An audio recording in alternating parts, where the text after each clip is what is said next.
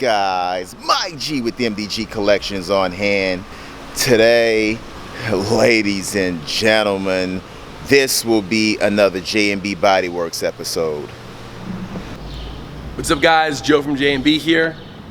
We are doing our next part, just showing you the damage now that the car is fully disassembled, or at least partially disassembled, of this Q8. So the first thing I'm gonna do now is, whenever the car is in the shop, we just pull this from outside the shop, and body shop atmospheres are very dusty, so to keep the dust out of the car, to keep your cars clean and smelling fresh, not like a body shop, you apply this crash wrap to all the open areas. We end up putting it in the vents when the bumper's off, just to keep everything clean. It's called crash wrap. So I'm gonna take this off now. Here we are behind the curtain. So here we have it. The doors are off. There's a lot disassembled, as you can see. A lot of the inner components have been taken out. Everything that comes off of the car gets wrapped up in this bubble tape. Normally from here, it goes into these plastic containers that go into a storage room that we have. The tech had not fully disassembled this when Mike had got here. We just kind of just wanted to make the video quick, but these will all go in categorized plastic bins in our storage room, which I can show you guys later. But everything gets wrapped up, taken out like this, so that there's no damage. You can see here, this is the main focal point of the damage. So all in here, and even down here, which Mike will show you where it's cracked, this aluminum piece is pushed in way too far.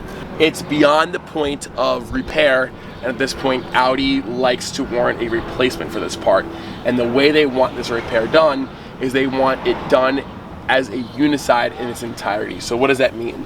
The unicide is comprised of this hinge pillar, or A pillar, right? This B pillar, this C pillar and quarter panel, all the way into what is sometimes referred to as a D pillar, and then this rocker panel, right? So all those pieces together comprise of what's called a unicide. This whole unicide will be drilled out at these rivets all along, even into the back, cut out up here, and then we'll have the new piece applied with rivets and a bonding glue and adhesive. Now, a lot of people get a little nervous when they hear that their car's gonna be glued back together, right? The old school mentality is everything gets welded back together, right? Doesn't that seem stronger? Not necessarily. The glues today are so strong, and one of the things that even makes them stronger, it's an advantage that welding doesn't have, is a mating area. So when you glue, the entire mating area is gonna have a small layer of glue that binds it together, right? So your surface area, your mating area, is so much larger than a weld. Let's say, for example, that will just be here, and then maybe here, and then maybe here, and then here. Instead of having that, you have all of the area mating together, and because of that surface area, because of that strength, it makes it so much stronger. It gives it so much more force that binds it together. So structural adhesive nowadays is actually a lot better than a weld.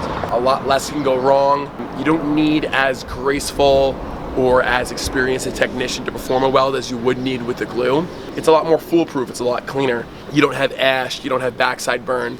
There is some adjacent panel repairs that will be needed. For example, if you come here, actually I can even show you on this side. This is all seamed up, right? So there's several different layers. If you look right here, you have an inner layer, an intermediate layer, and then you have an outer layer, right? So this could be an inner rocker, right? This could be a reinforcement, and this could be your outer rocker. So when I chisel this off to take it off of the outer layer, you'll have some damage on the reinforcement, and you'll have some damage on the inner pillar just from removing it.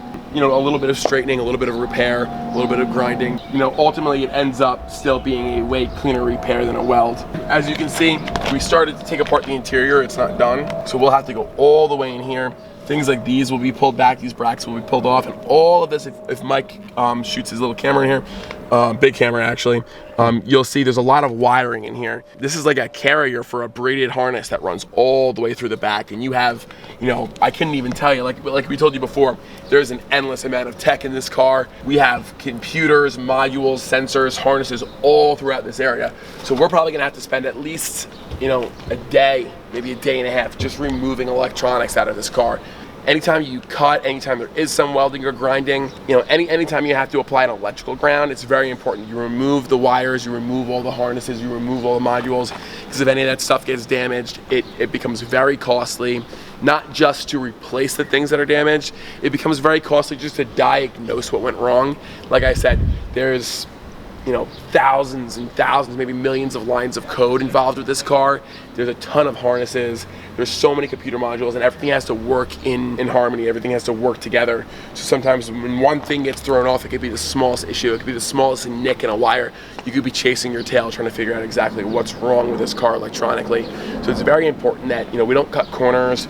We don't just try and, you know, put a welding blanket over something or put some small protection. We actually remove everything and keep the job as clean as possible, as kosher as possible. We don't want any cause for caution. We want, you know, completely done the right way. You know, we don't cut any corners, because when you do, that's when you have issues.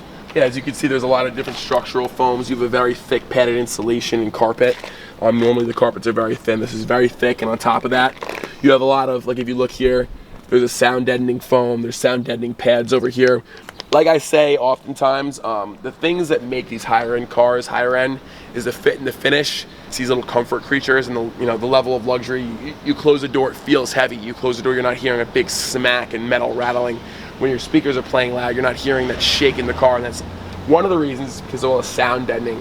You know, Mercedes used to do advertisements that, you know, their cars were so loud on the road, right? And the road was so loud itself, but you're inside, you could hear a pin drop, right? One of the ways that we maintain that luxurious feel, you know, you want it very quiet, you want it very smooth inside, and that's how we achieve that. A lot of sound deadening, a lot of insulation. And as you can see, that's another thing that I'm gonna have to contend with as I repair this car. We'll have to have the sound deadening replaced, you know, the structural foam all throughout. You know, that's all stuff that has to be removed and replaced, and not just replaced, but replaced in a way that you don't even know that it was replaced. We want techs at dealerships when they take these cars apart for service to say, nothing's wrong. You know, we've had repairs, big structural repairs, and, you know, let's say we had to take an engine out, we sent it to the dealer because there's certain computers or, you know, things that we don't have to take an engine out, and they'll look at the structural repair that we did, and they said, did you do this yet? It looks exactly the way it did, you know, on the car when it first came in the showroom. So keeping everything very OEM, very factory is very important to the repair process, and, you know, we don't like to alter or deviate from the original plans that the company made. And that is going to do it for this upload. Give this video a thumbs up.